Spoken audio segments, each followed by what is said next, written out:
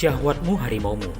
Itulah pepatah yang pantas disematkan kepada Hasyim Asy'ari, mantan Ketua Komisi Pemilihan Umum KPU RI periode 2022-2027.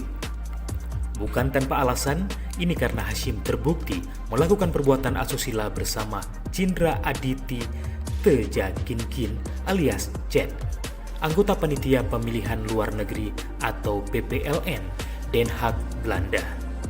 Akibatnya Hasyim tak tuntas melaksanakan tugasnya hingga 2027 mendatang.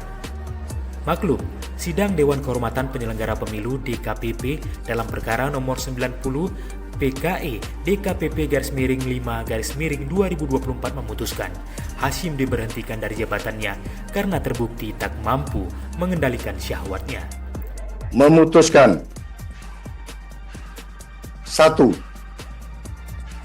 Mengabulkan